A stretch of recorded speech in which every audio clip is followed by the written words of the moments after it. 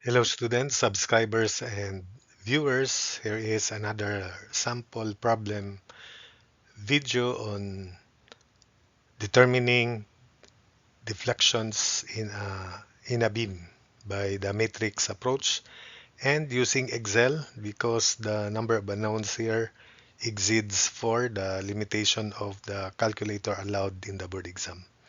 So I hope that you will enjoy watching and you will learn from this sample problem video. By matrix approach, determine the nodal displacements at A, B, C, and D directly with the aid of Excel. Moment of inertia AB equals moment of inertia CD, and it is denoted by I, while moment of inertia BC is 2I. E is constant. Take note that this problem is also presented in matrix structural analysis beam example 19, wherein in that video I use the limitation of the calculator, which is it is only capable of solving four simultaneous equations. And I presented two ways in analyzing this problem. So this time, by the way, you may proceed to that and look at the solutions. In this problem also, if you want to anticipate the solution, you may do so by pausing the video. So in this case, let's deal with six simultaneous equations. So since we consider all points A, B, C, and D, so we imagine that these points are fixed ended. So AB is fixed ended, therefore the load is acting at the fixed end. Therefore, it will not produce moment or fixed end moment, only the reaction which is upward. And the nodal load is opposite to that, so it is already negative 20. For BC, it is entirely loaded. The fixed end moment is W20 L square over 12 and it is 320 over 3 here counterclockwise, while here is 320 over 3 clockwise. The vertical force, fixed end force, is not important because these points B and C are supports that do not settle. CD is imagined as a fixed support, so the moment fixed moment is W20 2 square over 12 and it is 20 over 3 counterclockwise here, clockwise here. And the force or upward reaction is 20 times 2 divided by 2, so 20 kilonewtons upward as shown in the figure. So we are only considering points A, B, C, and D. At point A, there are two unknown displacements, delta A, which is U1, and theta A, which is U2. At B, U4 or theta B. At C, U6, which is theta C. Then at D, delta D, which is U7, and theta D, which is U8. So for the stiffness, I hope that you know already the stiffness of a member.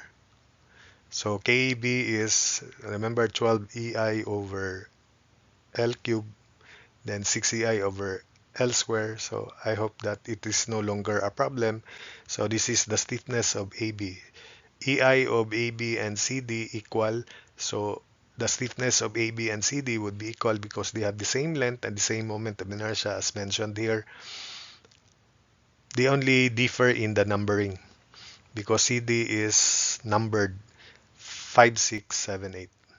So BC 12 EI is taken 2 because I is 2 divided by 8 cube, and the stiffness of BC would be this values 3, 4, 5, 6.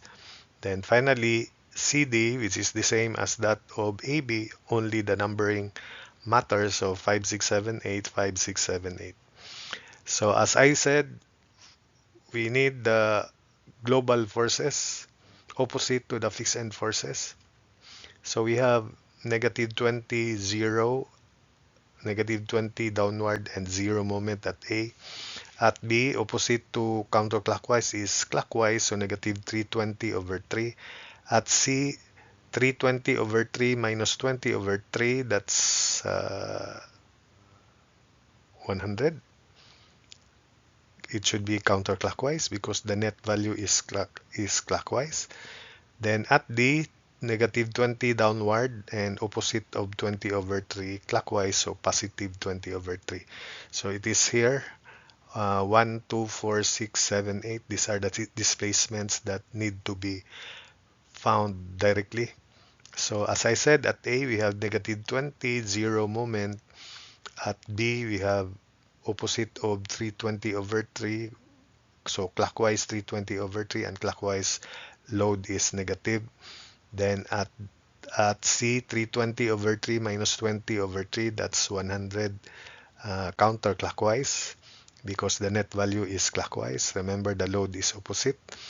And at D, we have opposite of 20, so negative 20, and opposite of this clockwise moment, so counterclockwise moment, 20 over 3. Then we have 1, 1, 1, 1, 1.5, 1, 2, 1.5, 1, 3, 1, sorry, 1, 4, 1, 4, 1.5. Then there's no 1, 6, 1, 7, 1, 8, so 0. Then because the system structural matrix is symmetric, so we just copy 1.5, 1.5, 0, 0, 0 here, the three zeros. Then we have 2, 2. 2, 2 is 2, so 2, 2, 4, 2, 4, 1, so 1. There's no 2, 6, there's no 2, 7, there's no 2, 8, so everything is 0. So we copy 1 and the three zeros here. Then this is 4, 4, 2 and 4, 4, 2 and 1. So 2 plus 1 is 3. 4, 6, 4, 6 is 1 half. Then 4, 7, there's none. 4, 8, there's none, so 0, 0. So copy 1 half here, copy the two zeros here. Then this is 6, 6, 6, 6 is, we have 1 here, then another 2, so 1 plus 2 is 3. 6, 7, row 6, column 7, negative 1.5. 6, 8, 6, 8 is 1. Then we copy negative 1.5 and 1. Then this is 7, 7. 7, 7 is 1.5.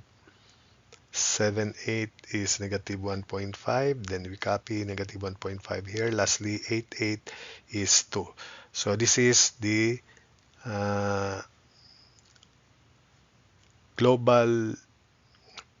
these are the global loads and the system structural matrix. So this is now ready for the calculations of these displacements. So U1, U2, U4, U6, U7 is the product of the inverse of this matrix, 6 by 6 matrix, and this force matrix here, which is 6 by 1. So in Excel, this is the value. I just transfer these values in Excel. So take note that these values are equal to that. Don't mind this decimal form because there's a problem when we write the values in fraction. And 20 over 3 is 6 and 2/3. So that's the manner it is written in, it is displayed in Excel. But these values are the same as shown in the figure. So the value here is equal to, so you have to define the function, this 6 by 1 cells here. So we have M matrix multiplication of the inverse of this 6 by 6 matrix, which is L5, 1, 2, 3, 4, 5, L5 to Q10, and this matrix here, which is K5 to K10. And the result would be as follows. So U1, which is delta 1, U2 theta A, U4 theta B, U6 theta C, U7 delta D, U8 theta D is equal to the exact value that would be these values here, which are the same correspondingly to the solution to problems 19, but that was solved indirectly. And in Excel, these are the results in decimals. divided by EI. So these values are displayed there in Excel in these cells here. So that's it for this video. I hope that you were able to follow the explanations and the solutions.